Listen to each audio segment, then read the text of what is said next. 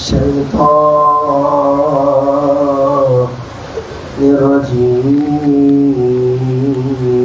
الرجيم بسم الله الرحمن الرحيم الحمد لله رب العالمين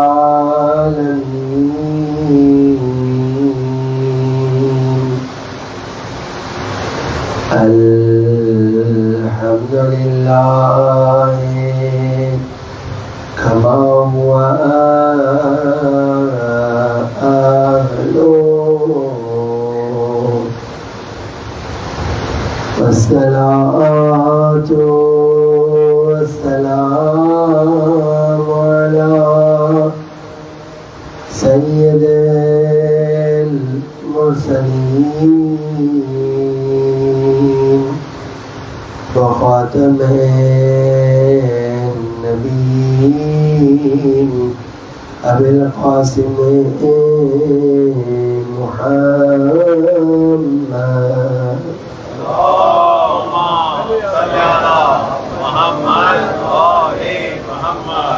وعلى آل بيته الطيبين الطاهرين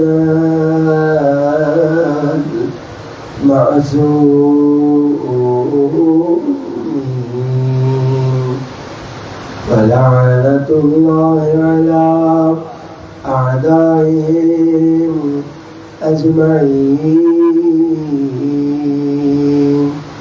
من الآن إلى قيام يوم الدين.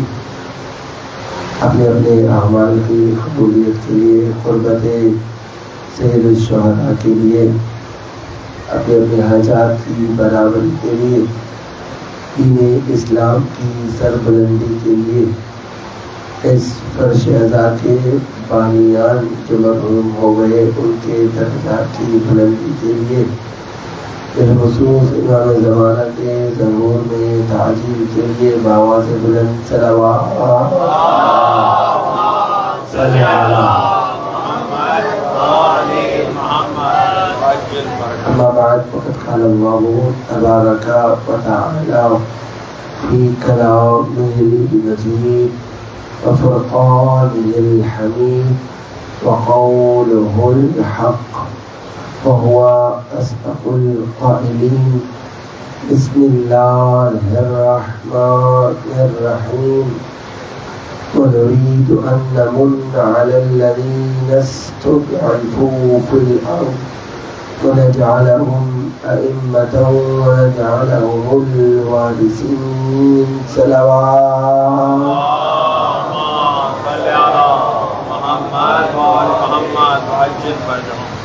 پروردگار کا ست بار شکر ہے کہ اس نے اس فہرست میں ہمارا نام شمار کر لیا کہ جنہیں روز محشر سیدہ اپنی شفاعت میں شامل کر لیں. تو اگر خالق کائنات بانی اعضاء کا یہ فرش عطا بچانا اپنی بارگاہ میں قبول فرمائے. تمام عزاداروں کا قدم قدم چل کر آنا اپنی بارگاہ میں قبول فرمائے. پروردگار جہاں بھی شیعہ نے اہل قرار عزا کے سلسلے کو لے کر چل رہے ہیں ان کی جان مال عزت و ناموس کی حفاظت فرمائے. پروردگار جو واسطہ محمد و آل محمد کا جتنے عزادار تشریف فرمائے ان کی تمام دینی دنیاوی حاجات کو پورا فرما. ان تمام دعاؤں کو شرف قبولیت عطا فرما. ان تمام دعاؤں کی قبولیت کے لیے بآواز بلند صلوات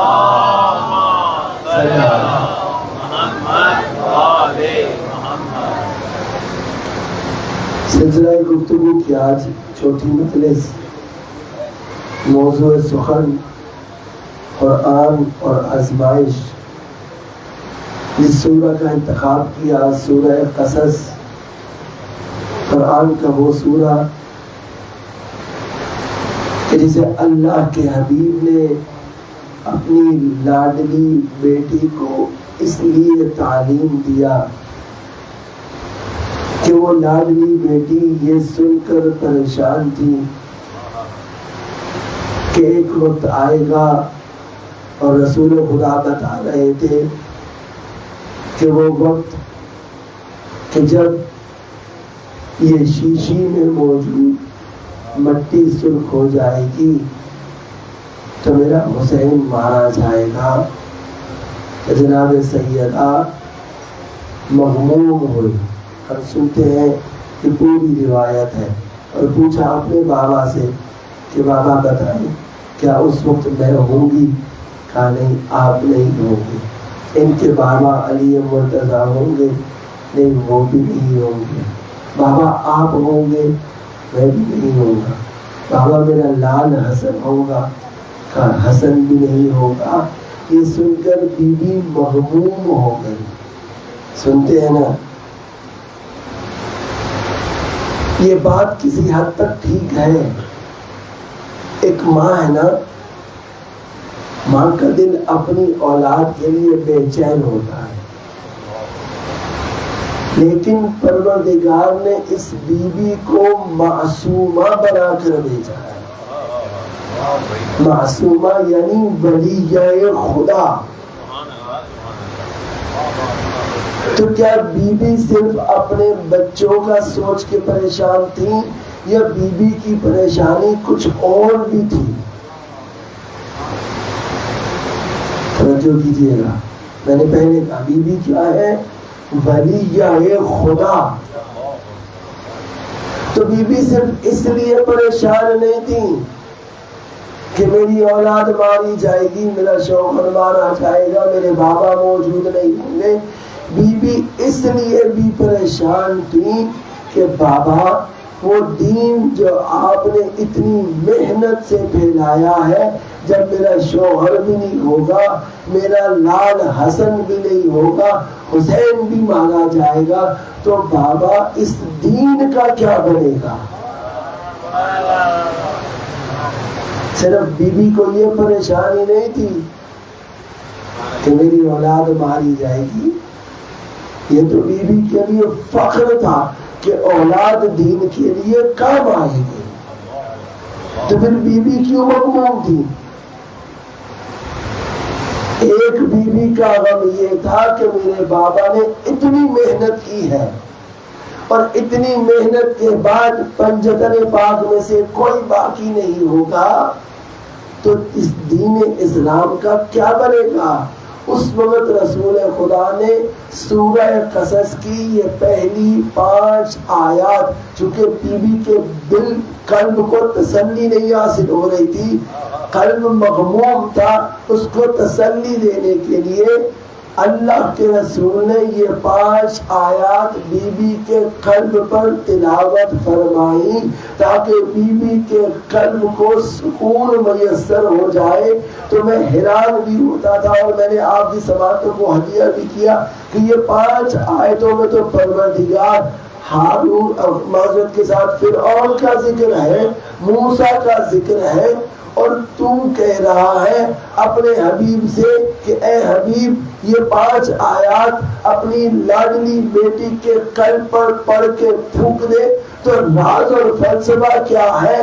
اللہ کا حبیب بتانا چاہتا تھا اپنی بیٹی کو کہ اے میری لاڈلی تو پریشان نہ ہو، موسیٰ کے دور کا فرعون ہو، تیرے دور کا فرعون ہو، میرے دور کا فرعون ہو، حسن کے دور کا فرعون ہو، حسین کے دور کا فرعون ہو، کسی بھی وقت کے دور کا فرعون ہو، پروردگار اسے غرق کر دے گا۔ پروردگار اسے ان آیات نے بیوی کو تسلی دی ہے۔ اس لیے بار بار کہہ رہا ہوں کہ آپ سورہ قصص کی پہلی 30-40 آیات کی تلاوت کر کے آئے، اس کا ترجمہ پڑھ کے آئے اور پہلی 5 آیات کم از کم حفظ کر لیں. شیعہ بچے کو تو یہ پہلی 5 آیات کم از کم حفظ ہونی چاہیے. کہ مطلب پڑھے محمد والے محمد.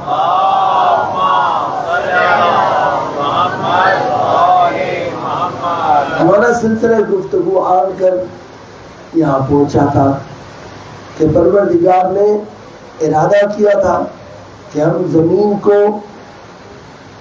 اس گروہ کے ساتھ بھر دیں گے یا اس گروہ کو طاقت دے دیں گے جو زمین پر مستضعف ہے. تو بنتا یہ تھا کہ پروردگار دکھاتا، کوئی مثال بتاتا کہ زمین پہ وہ کسی ضعیف گروہ کو طاقت دے. تو پروردگار نے یہ گروہ دکھایا کہ آؤ دیکھو یہ موسیٰ اور اس کی نہتی قوم ہے اور یہ فرعون کو شکست دے رہی ہے.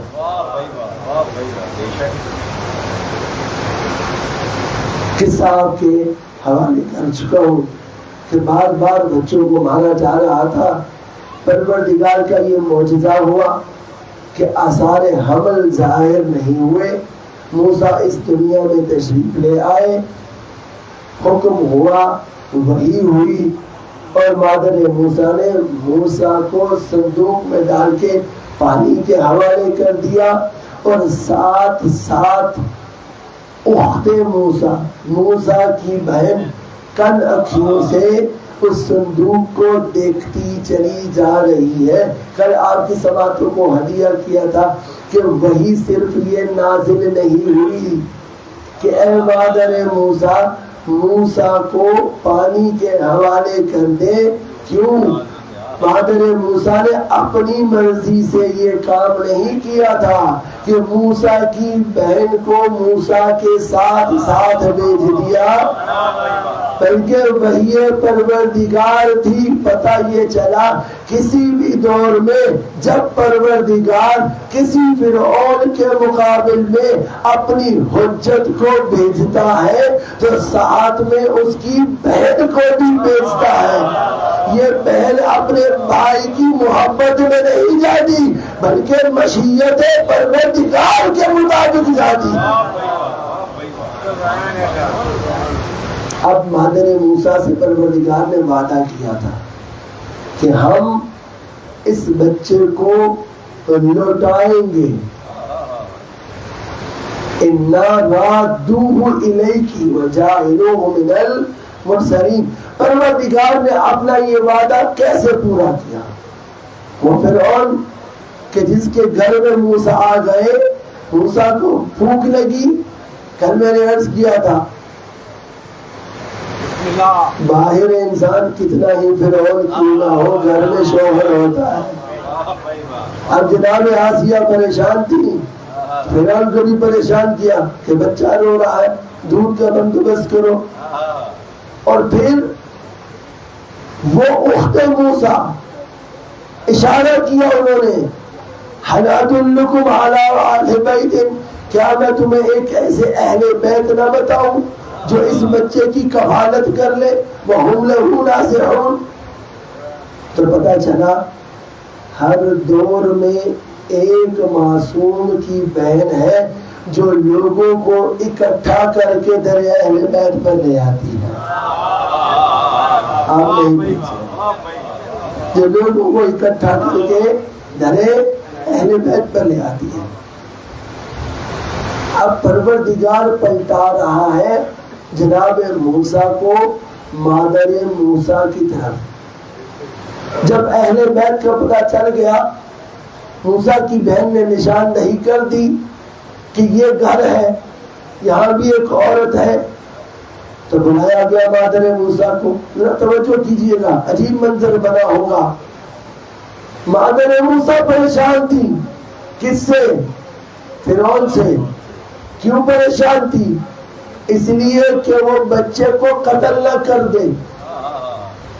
اب جب اہل بیت کی نشاندہی ہو گئی اور مادر موسیٰ کو دربار میں بلایا گیا، مادر موسیٰ آ گئی، اب منظر کیا بنا ہوگا؟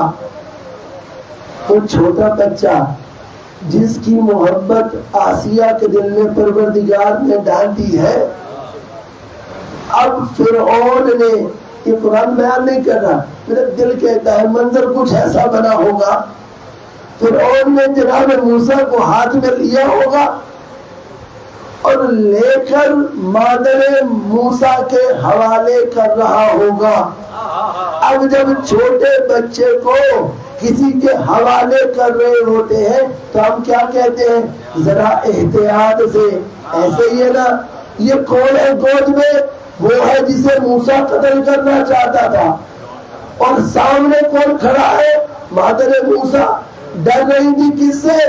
اس فرعون سے. جب فرعون سے ڈر رہی تھی، وہی فرعون جو بچے کو قتل کرنا چاہتا تھا مادر موسیٰ کو یہ کہہ کے موسیٰ دے رہا ہے ذرا احتیاط سے پکڑیے گا. اللہ اللہ. آپ نے کل آیت سنی، میں نے بھی تیزی میں پڑھی، مجلس کا اختتام تھا، لیکن آیت کا وہ لطف میں نہیں اٹھا سکا، نہ ہی میں آپ تک پہنچا سکا. آپ کی غلطی نہیں، قصور میرا ہے.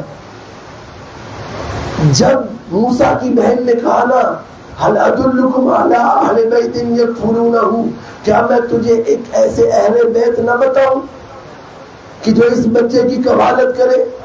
کیا کہا؟ اہل بیت نہ بتاؤں. پروردگار نے قرآن میں کہیں اور بھی اس لفظ کو استعمال کیا ہے. آپ فاسٹ ہیں، آپ جلدی وہاں تک پہنچ گئے، لیکن درمیان میں ایک اور سٹیپ بھی ہے. جناب ابراہیم، جناب سارہ، بالکل بڑھاپے کی عین پیک ہے، 90 سال کے ابراہیم. پروردگار کی طرف سے خوشخبری آئی. اب یہ خوشخبری لے کر جب جناب سارہ کے پاس گئے اور پتا چلا کہ پروردگار اس عمر میں بچہ عطا کر رہا ہے، تو ایک دفعہ جناب سارہ حیران ہوئی، پریشان ہوئی، کیا اس عمر میں میں بچہ پیدا کروں گی؟ فرشتہ آیا اور آ کر کیا کیا؟ قالوا اتعجبین من امر اللہ رحمت اللہ وبرکاتہ علیکم اہل البیت. توجہ نہیں ہوئی، ذرا دوبارہ ملاحظہ کیجیے گا اور آیت کی بناوٹ میں فرق دیکھیں. یہاں اخت موسیٰ کہہ رہی ہے هل ادلکم علی اہل بیت، وہاں پر فرشتہ کہہ رہا ہے رحمت اللہ علیکم وبرکاتہ علیکم اہل البیت. آپ نے بناوٹ کو دیکھا، کیا فرق ہے دونوں میں؟ ایک جگہ کہہ رہا ہے اہل بیت، ایک جگہ کہہ رہا ہے اہل البیت. فرق کیا ہے؟ فرق یہ ہے کہ ایک جگہ پر الف لام موجود ہے اور ایک جگہ پر الف لام موجود نہیں ہے. یہ الف لام کیا کرتا ہے؟ یہ الف لام اس جگہ کو خاص کر دیتا ہے. چلیں ایک سٹیپ اور میرے ساتھ آگے چلیں. دونوں جگہ پر جہاں لفظ اہل بیت اور اہل البیت استعمال ہوا ہے، آپ دیکھیے گا ایک معصوم ہے اور ایک مادر معصوم ہے. توجہ نہیں ہوئی. چلیں یہاں موسیٰ معصوم ہے اور اخت موسیٰ اشارہ کر لیے یہ اہل بیت ہے. وہاں پر الف لام نہیں ہے. کیوں؟ اس لیے کہ وہاں مادر موسیٰ موجود نہیں تھی. اشارہ کیا کہ یہ اس کی طرف اشارہ کر رہے ہیں، اس لیے وہاں پر الف لام موجود نہیں ہے. الف لام نکرہ کو معرفہ کر دیتا ہے. نہیں سمجھ آئی؟ الف لام عام کو خاص کر دیتا ہے. اب کون غدیری ہے جسے سمجھنا ہے؟ یوم کوئی دن، اب أكملت لكم. سلامت رہے سلامت رہے. اليوم اکملت لکم. خاص دن کی بات ہو رہی ہے، یہ غدیر والا دن. یہاں بھی معصوم کی ماں ہے لیکن موجود نہیں ہے، معصوم ہے اور معصوم کی ماں ہے. اب آئیے، یہ جناب سارا ہے. فرشتہ نازل ہوا اسی گھر میں جس گھر میں جناب سارا رہتی تھی، اور اسی گھر کی بات کر رہا ہے. ایک معصوم کی بات کرتا ہے اور ایک مادر معصوم کی بات کرتا ہے. پتہ چلے جہاں بھی اہل بیت کا تذکرہ ہو لازم ہے ایک معصوم ہو اور ایک معصوم کی ماں ہو. تو پروردگار نے قرآن میں ایک اور جگہ پر بھی اسی طرح اہل البیت کا ذکر کیا. ارشاد پروردگار ہوا انما یرید اللہ لیذھب عنکم الرجس اہل البیت.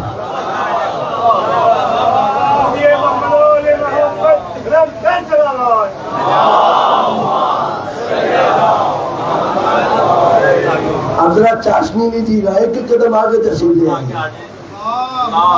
صلی اللہ علیہ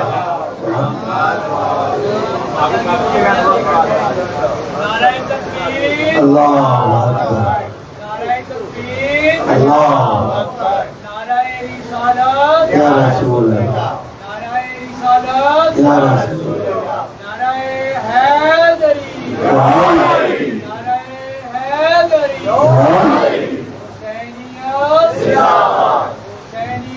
زندہ باد مردہ باد مردہ باد.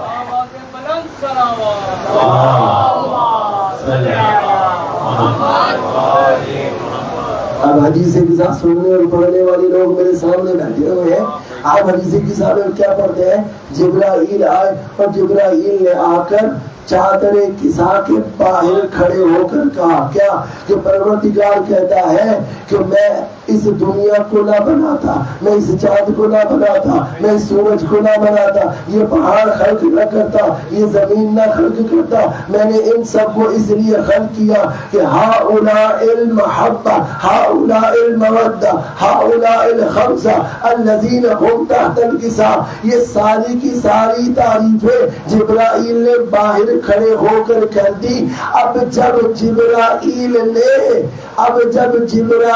نے آیا تطہیر دینی تھی اور اس وقت پروردگار کے حبیب سے کہا ادخلوا یا رسول اللہ، اے اللہ کے رسول کیا میں اس چادر کسا میں داخل ہو جاؤں؟ سوال کریں گے جبرائیل سے، اے جبرائیل تو نے ساری مدت باہر کھڑے ہو کر بیان کر دی، اب جب آیت تطہیر دینی ہے تو تو پروردگار کے حبیب سے اجازت مانگ رہا ہے کہ کیا میں اندر داخل ہو جاؤں؟ عجب نہیں ہے جبرائیل کی آواز آئے کہ سنو میں اہل البیت کے لیے یہ آیت تطہیر لے کر آیا تھا. اگر میں باہر کھڑا ہو کے اس آیت تطہیر کی تلاوت کرتا، گھر میں ایک اور بیوی موجود تھی، وہ کہتی میں بھی شامل ہوں.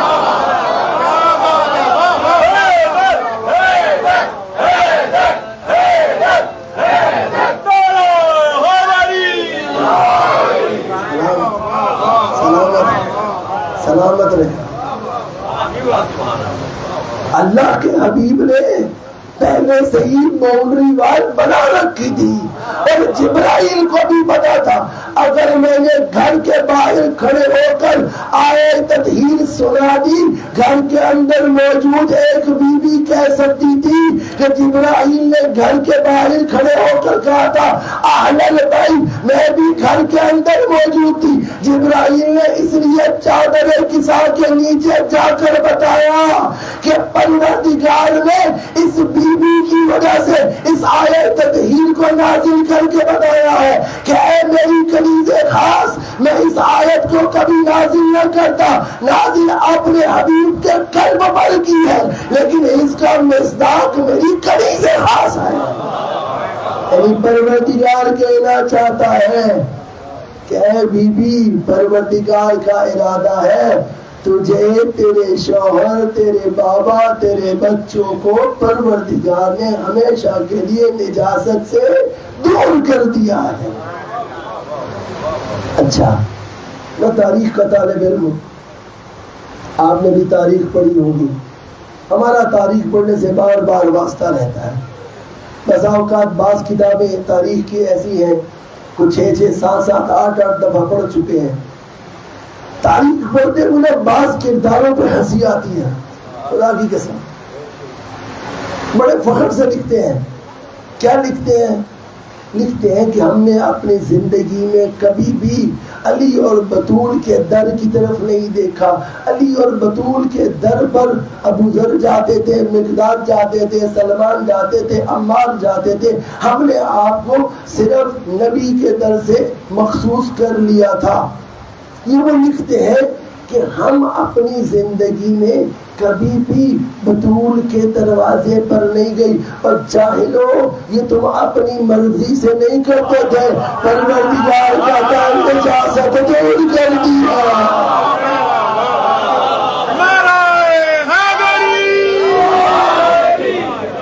سلامت رہے، سلامت رہے، تم اپنی مرضی سے دور نہیں گئے، یہ فیصلہ پروردگار ہے۔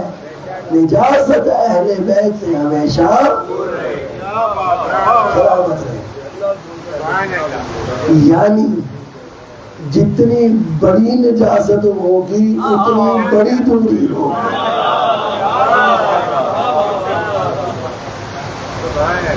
اب چند جملات آپ کے لیے بھی ہیں۔ دیکھیے دوستوں، ہم جتنا روئیں، جتنا چیخیں، کیا ہماری یہ محبت اللہ کے ارادے کو کمزور کر سکتی ہے؟ سوال ہی پیدا نہیں ہوتا۔ ہم دعویٰ کریں محبت کا اور یہ سوچیں کہ ہم اہل بیت کے قریب ہیں، تو دوستو ہم تو گناہ گار ہیں۔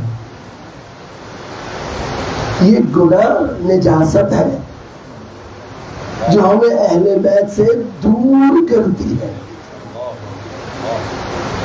پروردگار نے یہ جھوٹ بولنا کیوں حرام قرار دیا؟ یہ گانے سننا کیوں حرام قرار دیا؟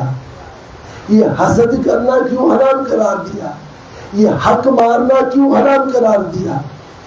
ایک دوسرے کی ناموس پہ بری نظر ڈالنا کیوں حرام قرار دیا؟ کیوں پروردگار نے نماز نہ پڑھنے کو، تارک الصلاۃ کو واجب القتل بعض روایات میں اور جہنم کا مستحق قرار دیا؟ کیوں؟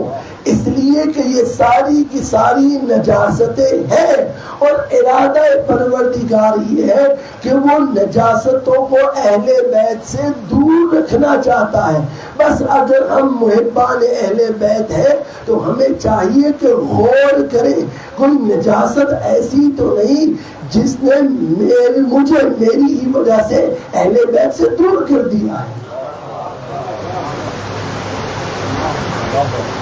پروردگار یہ چاہتا ہے کہ علی اور اس کے چاہنے والے خالص ہوں،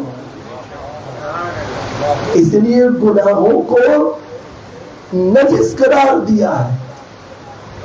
ہمیں سمجھ نہیں آتی، ہمیں دکھائی نہیں دیتا، لیکن پروردگار کیا کہتا ہے کہ اگر انسان مسلسل ایک گناہ انجام دیتا ہے تو پھر اس انسان کی شکل متغیر ہو جاتی ہے، بدل جاتی ہے اس گناہ کی وجہ سے۔ اس لیے آپ کو معلوم ہوگا چوتھے امام کے دور میں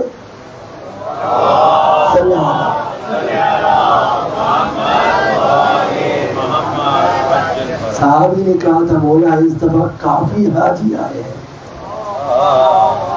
آپ سے زیادہ بہتر کون جانتا ہے؟ مولا نے اپنی انگشت کڑی کی کہا دیکھ۔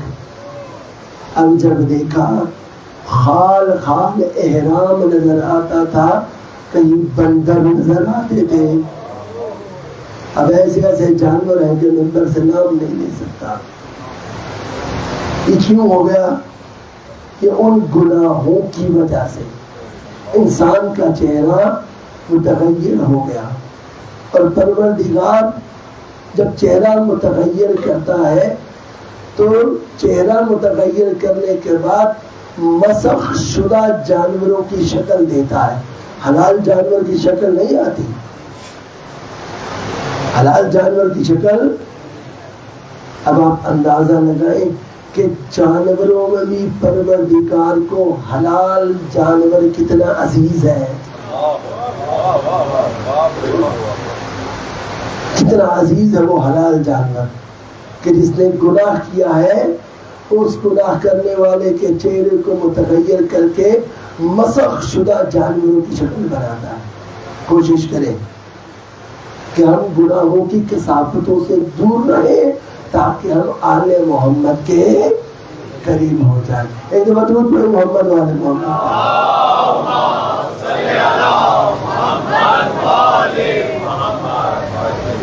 اب عزیزو ذرا واپس آئیے اپنے موضوع پر. پروردگار کہہ رہا تھا کہ انا رادوہ الیک، ہم اسے تیری طرف پلٹائیں گے.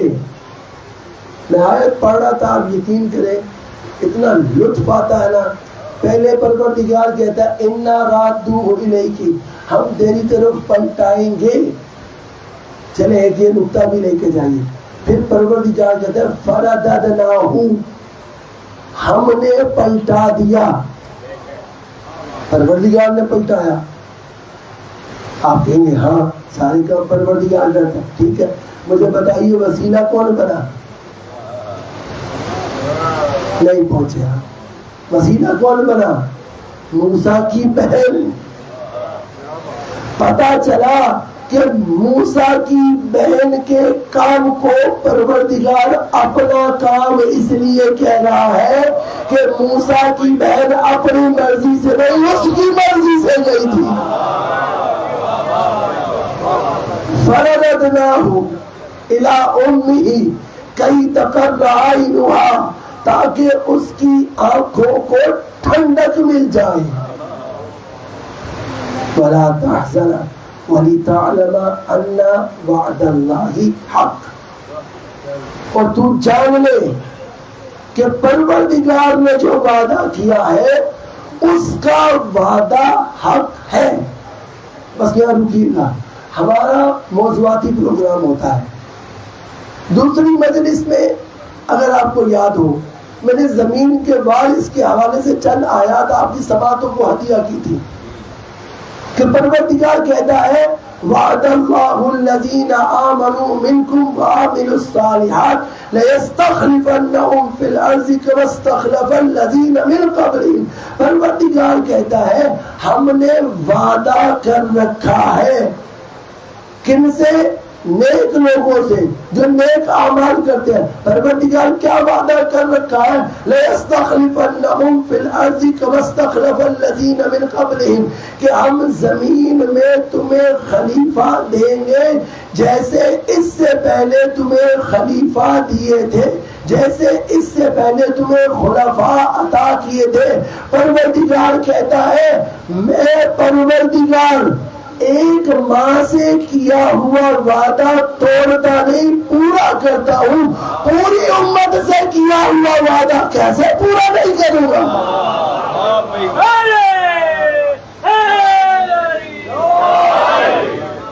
حضور یاد رکھیے کچھ بھی ہو جائے دشمن اپنی پوری مشینری استعمال کر لے، وہ حجت خدا آ کر ہی رہے گی. آپ اور میں بھی ایک حجت کے انتظار میں ہیں. امام زمانہ کا تذکرہ ہو رہا ہے تو یہ روایت سنتے جائیں. علی بن یقطین کون ہے؟ سلامت نہیں. علی بن یقطین کا والد موالیان امام میں سے نہیں تھا. اس نے سوال کیا کہا تیرے امام کی ہر کہی بات سچی ہے، ہر کہی بات سچی ہے. تیرے اماموں نے بتایا ہے کہ بنو امیہ کا دور بڑی جلدی ختم ہو جائے گا اور بنو عباس اہل بیت کے نام پر حکومت حاصل کرنے میں کامیاب ہو جائیں گے. جیسے تیرے اماموں نے کہا ویسا ہی ہوا. لیکن تیرے پہلے امام سے لے کر تیرے امام تک ہر امام یہ کہتا آ رہا ہے کہ مہدی آئیں گے، لیکن یہ نہیں بتاتا کہ کب آئیں گے. کسی امام نے یہ نہیں بتایا کہ 2026 محرم میں آ جائیں گے، بتایا. 1985 میں آ جائیں گے، بتایا. 2028 میں آ جائیں گے، بتایا نہیں بتایا. تو علی بن یقین مسکرایا. یہ ہے امام کا شاگرد، کس معرفت کی منزل پر ہے. کہا بابا جان مسئلہ تو بڑا آسان ہے. کہا کیسے؟ کہا یہ نہ بتانے کا راز اور فلسفہ یہ ہے کہ ہر دور میں لوگ صرف انتظار میں نہ رہیں، صرف انتظار میں نہ رہیں، بلکہ انتظار کے ذریعے اپنے نفس کا تزکیہ کرتے رہے. اس نے کہا مجھے سمجھ نہیں آئی تو کیا کہنا چاہتا ہے. کہا بابا میں تجھے سمجھاتا ہوں. اگر معصوم بتا دیتے کہ آنے والا 1999 جمعہ کے روز آئے گا ماہ اپریل میں، تو کیا ہوتا؟ 1985 والے کہتے ہمارے دور میں تو نہیں آنا، 99 والے جانے اور وہ نہ جانے. اگر معصوم کہہ دیتے کہ نہیں 2026 سوڈیوال میں آئیں گے، تو کیا کیفیت ہوتی کہ اس سے پہلے والی جتنی نسلیں گزر گئی وہ کہتے سوڈیوال والے جانے، 2026 جانے. رج کے انسان گناہ کرتا اور اپنے نفس کا تزکیہ نہ کرتا. ایسے ہی ہے. اگر آج آپ کو پتہ چل جائے کہ کل مولا آ جائیں گے تو کیفیت کیا ہوگی؟ رات کو انسان سوکھ نہیں گزارے گا، اپنی پچھلی جتنی نمازیں رہ گئی ہیں پوری رات میں کوشش کرے گا صبح مولا کا سامنا کرنا ہے، اپنے تمام واجبات پورے کر دوں. اگر کوئی خمس خور بیٹھا ہوگا، خمس نہ دینے والا بیٹھا ہوگا، فوراً مولوی صاحب کے پاس جائے گا، بحث نہیں کرے گا کہ میرا واجب ادا ہو جائے، صبح مولا سے ملنا ہے. یہ کیا کیفیت ہوگی؟ جس کے روزے رہتے ہوں گے وہ کوشش کرے گا کہ اس تاریخ کے آنے سے پہلے تک میرا سارا کام مکمل ہو جائے تاکہ میں وقت کے امام کو اپنا منہ دکھا سکوں. لیکن اس سے پہلے والی تمام کی تمام نسلیں اپنے آپ کو راہ راست پر نہیں لے کر آئیں گی. بڑی سادگی کے ساتھ جملہ پیش کرنے لگا ہوں. حضور ابھی تو امام غیبت میں ہے، وہ غیبت میں ہے، اور غیبت کی ہدایت یہ ہے جتنی پچھلے نسلیں تھی وہ انتظار میں اپنے نفس کا تزکیہ کر کے جنتی بنتی چلی گئی. اب جب وہ آئے گا تو کیسی ہدایت دے گا؟ اللہ اللہ اکبر، اللہ اکبر.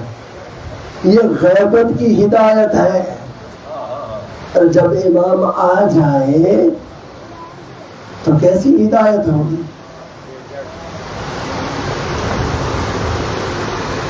کوشش کریں کہ آپ بر وقت تشریف لایا کریں تاکہ مجلس اپنے وقت پر شروع ہو جائے کریں.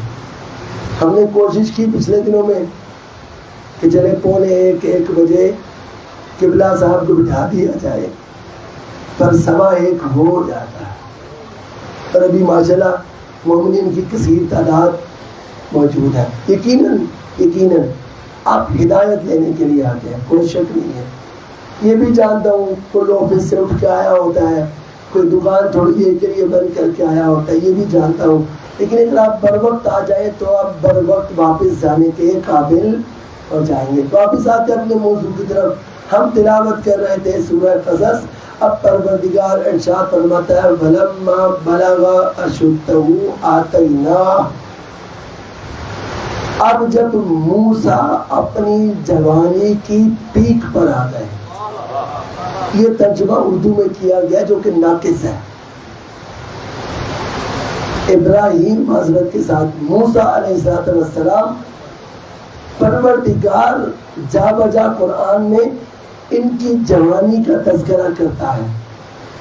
موسیٰ علیہ السلام بڑے خوبصورت دل ڈول کے مالک تھے، بڑے خوبصورت نبی تھے، اور ان کی جوانی خود احادیث میں اس کا تذکرہ ملتا ہے. چلے فضائل کی چاشنی بھی صاف ہونی چاہیے.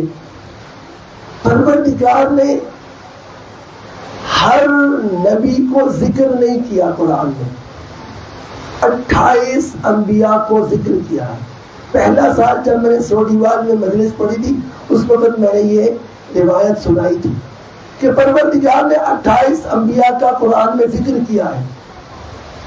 لیکن جب پیغمبر علی کے فضائل بتاتے ہیں، علی چونکہ وارث پیغمبر ہیں اور پیغمبر 1,24,000 انبیاء کے سردار ہیں، اور علی نفس رسول ہے.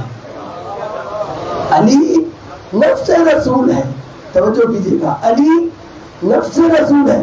پیغمبر جب علی کے فضائل بیان کرتے ہیں تو یہ بتانے کی کوشش کرتے ہوئے کہ علی کے اندر کل انبیاء کے فضائل نظر آتے ہیں، تو پیغمبر ارشاد فرماتے ہیں من اراد ان ينظر الى آدم فی علمه والى ابراہیم فی خلته والى موسیٰ فی حیبته، یعنی ان تمام انبیاء کا ذکر نہیں کرتا، ان 28 کا بھی ذکر نہیں کرتا، بلکہ اللہ کا حبیب ان 28 میں سے بھی 5 یا 6 نبیوں کا ذکر کرتا ہے، اور ان 5-6 نبیوں میں سے بھی ہر نبی کی ہر خصوصیت کا ذکر نہیں کرتا، بلکہ اس خصوصیت کا ذکر کرتا ہے کہ جس خصوصیت میں وہ نبی اوج پر تھا.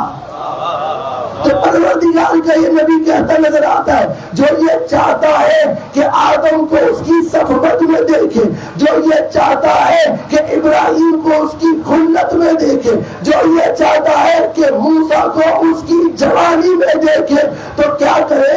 ٹائم مشین ایجاد کرے، پچھلے زمانوں میں چلے جائے. کہا نہیں، فَلْيَنْظُرْ إِلَىٰ عَلِيِّ بْنِ أَبِي طَالِبٍ،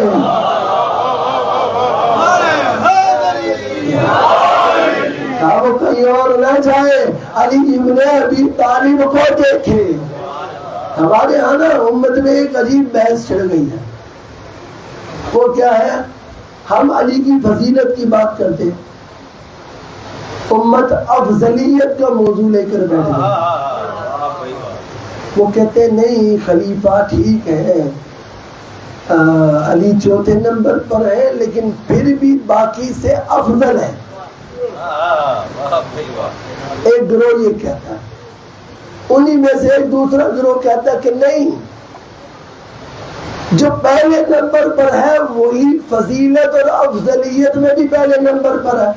ہمارے ہاں یہ بحث موجود نہیں. کیوں؟ اس لیے کہ حضور جس کے ساتھ آپ مقابلہ کر رہے ہیں نا، تو کم از کم دونوں مقابل پائے کے تو ہونے چاہیے. ایسا ہی ہے نا، وہ لوگ جو ویٹ لفٹنگ کرتے ہیں، مجھے بتائیے اگر ایک طرف 10 کلو لگا دیں اور دوسری طرف 2 کلو لگائیں تو کیا ہوگا؟ بیلنس نہیں بنے گا نا. مقابلے کے لیے چاہیے نا دونوں طرف کم از کم وزنی شخصیات تو ہو. ہم کیا کریں؟ اللہ کے رسول نے کہہ دیا ہے اور خود قرآن میں فیصلہ کر دیا ہے. یہ کہتے ہیں بعد از انبیاء یہ افضل ہے. ہم کہتے ہیں بعد از انبیاء نہیں، علی تمام انبیاء سے افضل ہے.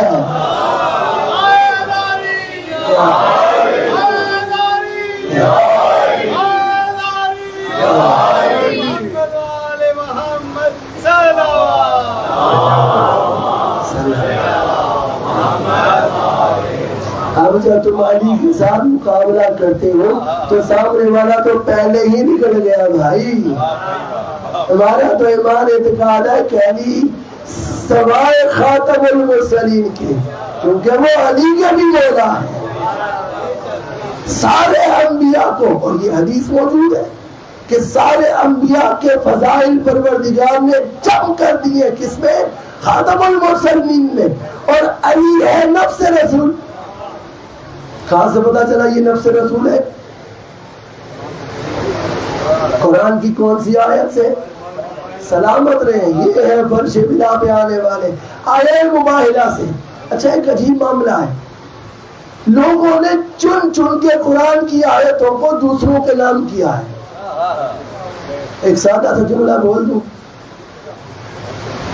نہ چہرہ اس قابل ہوتا ہے کہ آیت کے ساتھ ملایا جائے،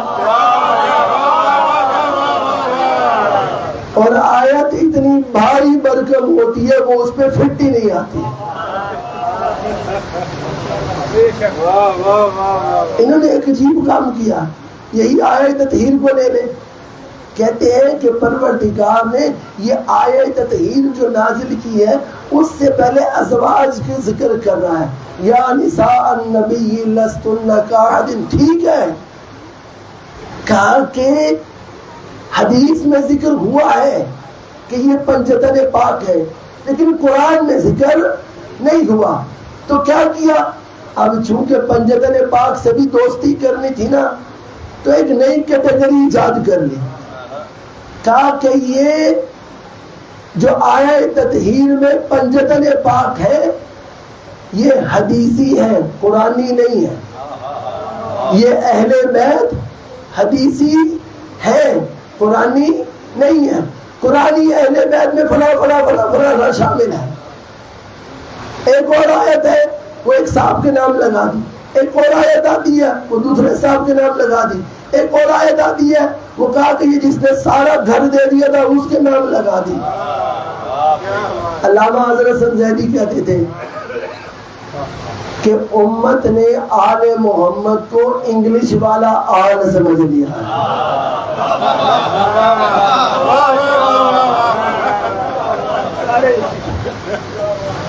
یعنی سب کو اٹھا کر انگلش والا آل سمجھ لیا. لیکن حضور یہ آیت مباہلہ بڑی عجیب آیت ہے.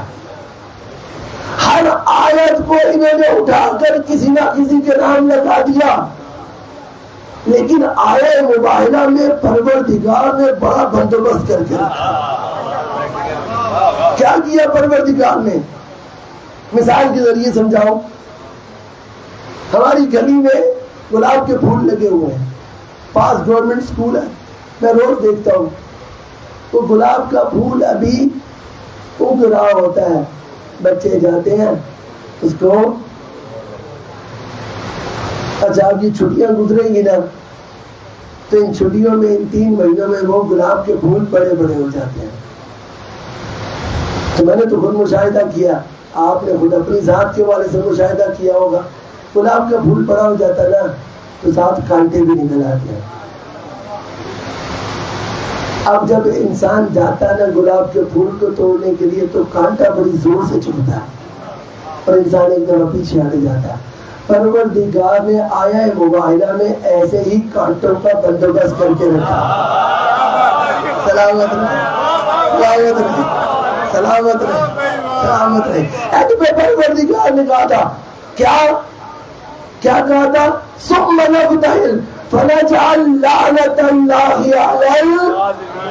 پتا تھا کہ لعنت وہی کر سکتا ہے جس نے زندگی میں کبھی جھوٹ نہ بولا ہو.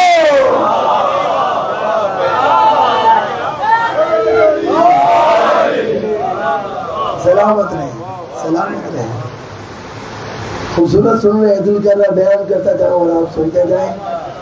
لیکن کل مجھے یہ پتا چلا کہ بعض لوگ آفس کی اور ہاف ٹائم چھٹی سے بھی اٹھ کے آتے ہیں، ان کا بھی خیال رکھنا ہے. انشاءاللہ یہیں سے ہم اپنے موضوع کو کل آگے لے کر چلیں گے کہ پھر جناب موسیٰ نے کیا کیا، کہ جناب موسیٰ کس طرح سے اپنی قوم میں کام کر رہے تھے. اور ایک عجیب کام یہ ہوا کہ موسیٰ سے قتل ہو گیا. موسیٰ سے قتل ہو گیا. قتل ہوا، دوبارہ پلٹ کے پروردگار نے کہا جاؤ موسیٰ اپنی قوم میں تو موسیٰ نے کیا کہا؟ نا پروردگار میں تو نہیں جاؤں گا. کہا کیوں؟ کہا میں نے ان کا ایک مارا ہے. کیا کیا ہے؟ ایک مارا ہے. یہ موسیٰ ہے. ایسے نہیں کہتے کہ علی تمام انبیاء سے افضل ہے. آؤ یہ موسیٰ ہے, اس نے ایک مارا تھا. پروردگار سے کہا کہ اب میں ان میں دوبارہ نہیں جاؤں گا. سورہ توبہ نازل ہوئی, پروردگار نے حکم دیا کہ علی کو سورہ توبہ دے کر بھیجو. اب سورہ توبہ بیان کرنا ہر کسی کے بس کی بات نہیں تھی. علی نے ایک نہیں مارے تھے, کئی مارے تھے, اور اللہ کے شہر میں جا کر وہاں پر سورہ توبہ بیان کی. یہ علی ابن ابی طالب ہے اور وہ موسیٰ ہے. فیصلہ تمہارا ہے. وہ بتاؤ کیا علی ابن ابی طالب تمام انبیاء سے افضل ہے کہ نہیں ہے؟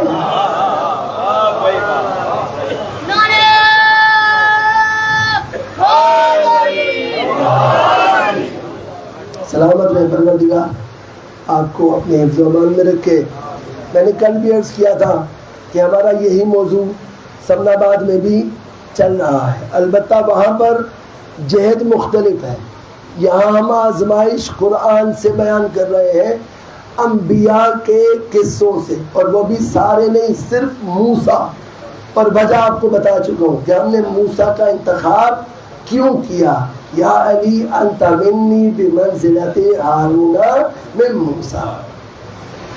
رات کو جو موضوع بیان کیا جا رہا ہے اس میں ہم اپنی زندگی میں تلاش کر رہے ہیں کہ آیا پروردگار مجھے آزمائش میں مبتلا کرتا ہے یا نہیں, اور اگر کرتا ہے تو میں نے اس آزمائش سے کس طرح نکلنا ہے. پروردگار کن کن طریقوں سے آزمائش لیتا ہے. کیا پروردگار اپنے قریبی بندوں سے آزمائش لیتا ہے یا نہیں لیتا, اور کیوں کربلا میں علی ابن ابی طالب نے اپنے بیٹے کی مدد نہیں کی, جبکہ وہ مدد کے لیے کوئی بھی پکارے تو علی آ جاتے ہیں.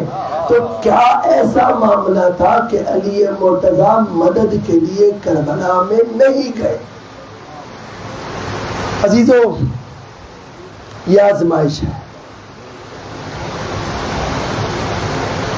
اور یہ ہمارے رویے ہیں, یہ جانتے ہوئے بھی کہ پروردگار ہم سے آزمائش لیتا ہے, پھر بھی ہم امتحان میں ناکام ہو جاتے ہیں. لیکن یہ کربلا ہے.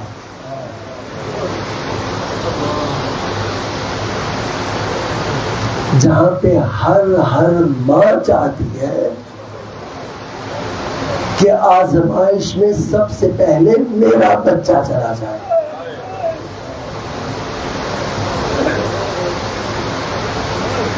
حکم تو یہ تھا کہ میں مصائب جناب اون محمد کے پڑھوں, لیکن میرا دل کرتا ہے کہ آج میں کربلا کی ماں کو خراج تحسین پیش کروں. اجرکم علی اللہ, اجرکم علی اللہ. پہلی کربلائی ماں جو کربلا میں تو موجود نہیں تھی لیکن کربلائی بن گئی, کون ہے؟ جب یہ لٹا ہوا قافلہ واپس مدینے میں آیا نا, تو بشیر نے اپنے گریبان کو چاک کر کے آواز دی, الا یا اہل یثرب, اے مدینے کے لوگوں, اب مدینہ رہنے کے قابل نہیں رہا, کربلا میں حسین ابن علی مارا گیا.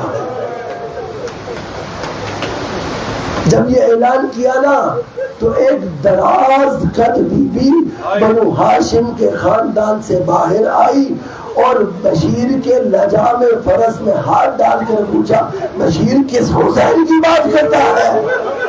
رو کر بشیر کہہ رہا تھا, میں اسی حسین کی بات کر رہا ہوں جو رسول خدا کا نواسا ہے. کہا بشیر تو کیسی بات کر رہا ہے, حسین کے ساتھ تو میرا عباس موجود تھا, یہ کیسے ممکن ہے؟ کہا بی بی حسین مارا گیا, اب بیوی نے رخ کیا کربلا کا اور کہا ابوالفضل عباس اپنا دودھ نہیں بخشوں گی، تیری موجودگی میں حسین کیسے مارا گیا؟ رو کر بشیر کہنے لگا بی بی خدا کی قسم عباس کو جنگ کی اجازت نہیں ملی۔ کہا کیا ہوا بشیر؟ کہا اللہ کی قسم پہلے تیرے لال کے شان کرم ہوئے پھر حسین مارا گیا ہے۔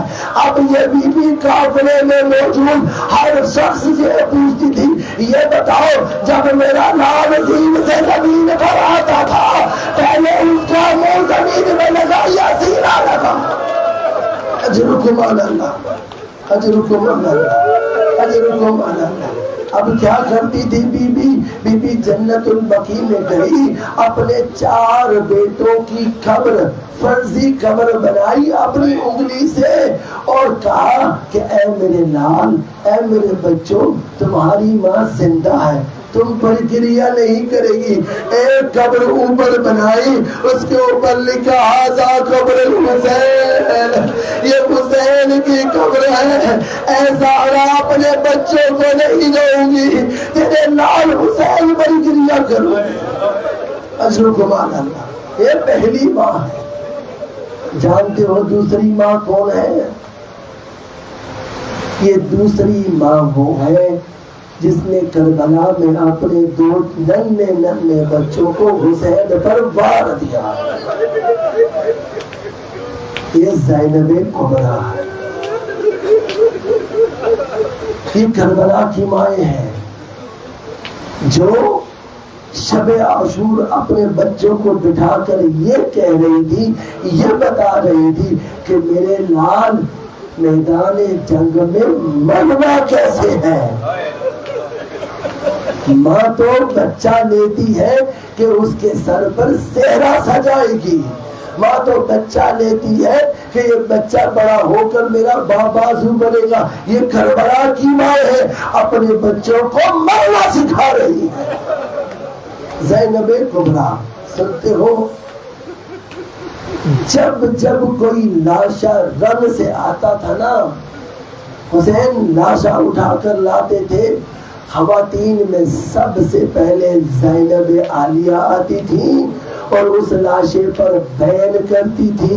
لیکن عزاداروں اولاد والے ہونا، جب اول محمد کے لاشیں آئے ہیں زینب کبریٰ ان کے لاشوں پر نہیں آئی ہے۔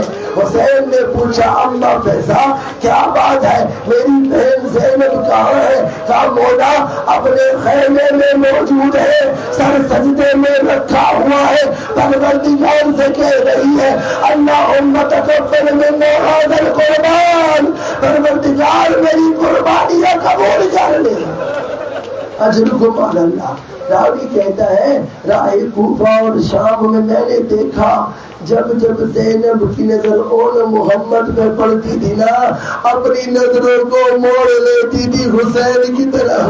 حسین نے مخاطب کر کے کہتی تھی حسین تیرے اوپر صدقہ کیے ہیں، اپنے بچوں پہ گریہ نہیں کروں گی۔ یہ کربلا کی دوسری ماں ہے۔ اور جانتے ہو جب کربلا آئی تھی نا زیارت کے لیے، ہر قبر پر بیٹھ کر بیان کیے تھے لیکن اپنے بچوں کی قبر پر نہیں روئی ہے زینب۔ چلیے کربلا کی ایک اور ماں ہے، کون ہے؟ یہ علی اکبر کی ماں۔ اجرکم علی اللہ۔ یہ علی اکبر کی ماں ہے۔ کوفہ کے بازار میں ایک مرحلہ ایسا آیا تھا کہ زمین نشیب و فراز پر تھی، جو سر میزوں پر بلند تھے وہ ایک ایک کر کے ظاہر ہو رہے تھے۔ اب جب یہ سر ایک ایک کر کے ظاہر ہو رہے تھے، خواتین ان سروں کو دیکھ رہی تھی۔ جیسے ہی علی اکبر کا سر آیا نا، کوفہ کی ایک خاتون نے کہا کاش اس کی ماں مر گئی ہوتی، تڑپ گئی ماں۔ کہا اس کی ماں نے تیرا کیا بگاڑا ہے؟ کہا جس کا اتنا خوبصورت بیٹا ہو اس کی ماں نے اس کا لاشا کیسے اجرکم علی اللہ، اجرکم علی اللہ. بس میرے ساتھ چلیے گا. کربلا کی ایک اور ماں ہے جس نے اپنی کل کمائی حسین پر قربان کر. یہ کون ہے؟ یہ حسن کی بیوہ ہے، یہ قاسم کی ماں ہے. بار بار جا کر قاسم اجازت لیتے تھے، اجازت نہیں ملتی تھی. خیمے میں موجود تھے کہ سنا مکالمہ سنا. کس کا؟ علی اکبر کھڑے ہیں، ابو الفضل عباس کھڑے ہیں. عباس کہتے ہیں میں پہلے جاؤں گا، اکبر کہتے ہیں میں پہلے جاؤں گا. سنو گے عزادارو، جب کہا نا اکبر نے کہ میں پہلے جاؤں گا تو عباس نے کہا اکبر اگر تو پہلے جائے گا تو میرے بھیا حسین کی کمر ٹوٹ جائے گی. کہا چچا اگر آپ پہلے جائیں گے تو میرے بابا کو نظر آنا بند ہو جائے گا. قاسم خیمے سے باہر نکلے، ہاتھ جوڑ کے کہا بھیا علی اکبر آپ کے جانے سے چچا حسین کی کمر ٹوٹ جائے گی، اگر فضل عباس کے جانے سے بینائی چلی جائے گی، کم از کم میرے جانے سے کچھ نہیں ہوگا. اجرکم علی اللہ، اجرکم علی اللہ. چلیے ایک اور ماں ہے کربلا کی.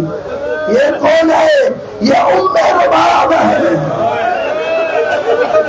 شب عاشور اپنے دونوں بچوں کو بٹھا کر بیان کر رہی تھی، پروردگار دو اولادیں دی ہے تو نے مجھے. ایک بیٹا ہے اتنا چھوٹا ہے کہ جو جہاد نہیں کر سکتا، ایک بیٹی ہے جس پر جہاد واجب نہیں ہے.